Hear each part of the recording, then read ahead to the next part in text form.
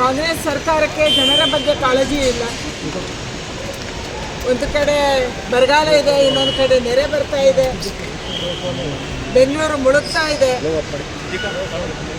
ಬೆಂಗಳೂರಲ್ಲಿ ಗಾರ್ಬೇಜಿನ ಬಹಳ ದೊಡ್ಡ ಹಗರಣ ನಡೆದಿದೆ. ಇದೆಲ್ಲವನ್ನ ಬಿಟ್ಟು ಪ್ರತಿದಿನ ಇವರು ಕುರ್ಚಿಗಾಗಿ ಹೊಡೆದಾಟ ಮಾಡ್ತಾ ಇದ್ದಾರೆ. ಯಾರು ಮುಖ್ಯಮಂತ್ರಿ ಆಗಬೇಕು, ಯಾರು ಮುಖ್ಯಮಂತ್ರಿ ಕುರ್ಚಿಯನ್ನು ಉಳಿಸ್ಕೋಬೇಕು.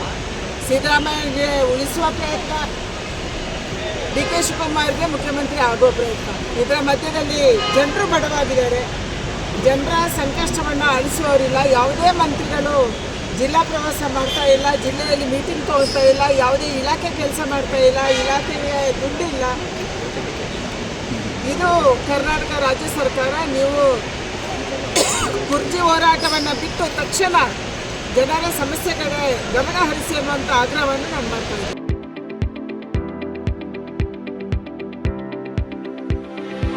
ಯಶಸ್ ವಿದ್ಯಾಕೇಂದ್ರ ಮತ್ತು ಯಶಸ್ ಪಿಯು ಕಾಲೇಜಿನಲ್ಲಿ 2026-27ನೇ ಸಾಲಿನ ಪ್ರವೇಶಾತಿ ಆರಂಭವಾಗಿದ್ದು, ಮಾಂಟಿಸರಿಯಿಂದ 10ನೇ ತರಗತಿಯವರೆಗೂ ಹಾಗೂ ಪಿಯು ಕಾಲೇಜು ಪ್ರವೇಶಾತಿ ಪ್ರಾರಂಭವಾಗಿದೆ.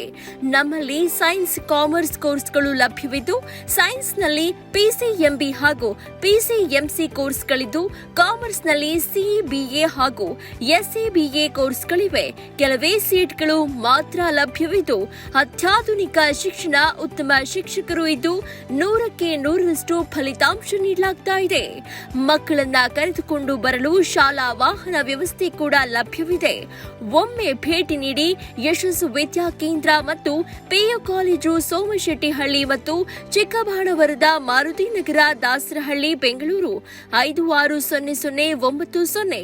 ಹೆಚ್ಚಿನ ಮಾಹಿತಿಗಾಗಿ ಸಂಪರ್ಕಿಸಿ 9606626456, 9743176627, 7829814447.